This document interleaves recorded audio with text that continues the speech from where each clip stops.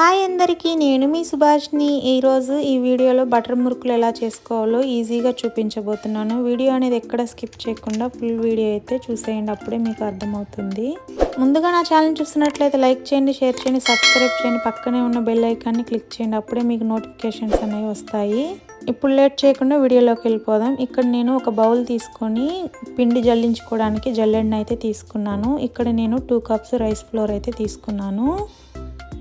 ఈ బియ్య పిండి మొత్తం ఇలా అయితే జల్లించుకుంటున్నాను. డస్ట్ పార్టికల్స్ ఏమన్నా ఉన్నా మనకి అవి మొత్తం పోతాయి. ఇప్పుడు అదే విధంగా 1 కప్పు శనగపిండిని తీసుకుంటున్నాను. ఈ పిండిని కూడా మొత్తం నీట్గా ఇలా జల్లించుకొని ఉంచుకుంటున్నాను. అప్పుడే మనకి డస్ట్ పార్టికల్స్ ఏమన్నా ఉన్నా పోతాయి. ఇలా మొత్తం నీట్గా అయితే నేను జల్లించుకున్నాను. కొంచెం బటర్ను కూడా వేసుకుంటున్నాను. అదేవిధంగా కొంచెం సాల్ట్ కూడా వేసుకుంటున్నాను. 1.5 స్పూన్ వాము కూడా వేసుకుంటున్నాను. 1 స్పూన్ రెడ్ చిల్లీ పౌడర్ కూడా వేసుకుంటున్నాను. ఇది మొత్తం మిక్స్ అయ్యేలాగా మిక్స్ చేసుకొని ఉంచుకోవాలి. ఇలా నేను చూపించిన విధంగా మొత్తం అయితే కలుపుకోండి. ఇలా మొత్తం కలుపుకున్న తర్వాత కొంచెం కొంచెంగా మనం వాటర్ని అయితే యాడ్ చేసుకొని మనం చపాతీ పిండిలాగైతే ముందు ముద్దలాగైతే కలుపుకొని ఉంచుకోవాలి. వాటర్ అనేది చూసుకుంటూ వేసుకోండి, ఒకేసారి వేసేస్తే జావ్ అయిపోతుంది. సో ఇక్కడ నాకైతే బటర్ మురుకుల పిండి అయితే రెడీ అయిపోయింది, చూసారా.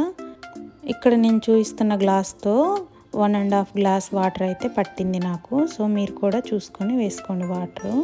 ఇప్పుడు స్టవ్ ఆన్ చేసి ప్యాన్ పెట్టుకున్నాను. డీప్ ఫ్రైకి సరిపడా ఆయిల్ని అయితే వేసుకుంటున్నాను. ఇక్కడ నాకు ఆయిల్ అయితే 1/2 లీటర్ ఆయిల్ దాకా పట్టింది. సో ఇక్కడ ముందుగా కలిపి ఉంచుకున్న పిండిని ఇక్కడ బటర్ మురుకులు చేసుకుంటే గొట్టం అయితే వస్తుంది. ఒక్కొక్కరి దగ్గర ఒక్కొక్క షేప్ అయితే ఉంటుంది. సో మీ దగ్గర ఏ షేప్ గొట్టం అయితే ఉంటుందో అటువంటి గొట్టంలోకి ఇలా నేను చూపిస్తున్న విధంగా పిండిని అయితే ఫిల్ చేసుకొని పెట్టుకోవాలి. ఇక్కడైతే నేను స్పూన్తో ఫిల్ చేసుకుంటున్నాను. ఇలా నేను చూపిస్తున్న విధంగా అయితే క్యాప్ పెట్టుకొని దీన్ని అయితే యూస్ చేయాల్సి ఉంటుంది.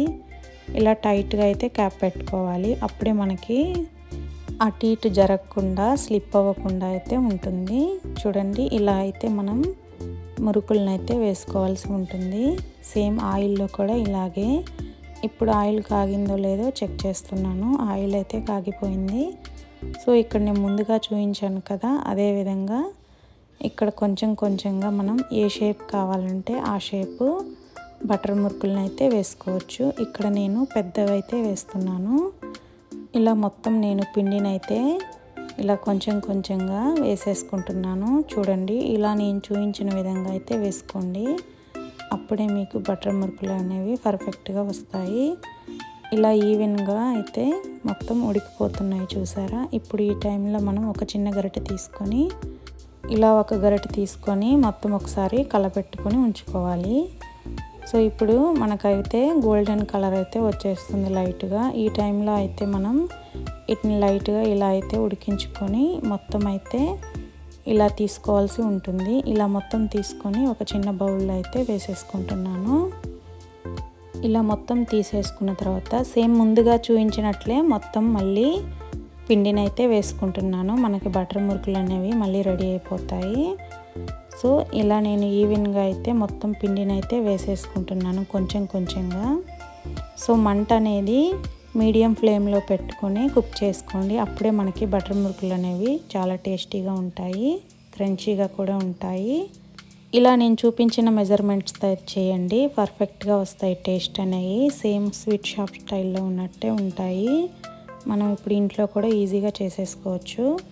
ఇక్కడ బటర్ మురుకులు అనేవి ఉడికిపోయాయి. సో నేను బౌల్లోకి అయితే తీసేసుకున్నాను. చూడండి ఎంత పర్ఫెక్ట్గా వచ్చాయో. ఇలా నేను చూపించిన విధంగా అయితే ట్రై చేయండి, మీకు కూడా క్రంచీగా టేస్టీగా అయితే వస్తాయి. పిల్లలు కూడా ఎంజాయ్ చేస్తూ తింటారు. సో మీకు కనుక నచ్చినట్లయితే లైక్ చేయండి, షేర్ చేయండి. ముందుగా నా ఛానల్ చూస్తున్నట్లయితే please subscribe. Thank you for watching. మరిన్ని వీడియోల కోసం నా ఛానల్ని చూడగలరు. Thank you.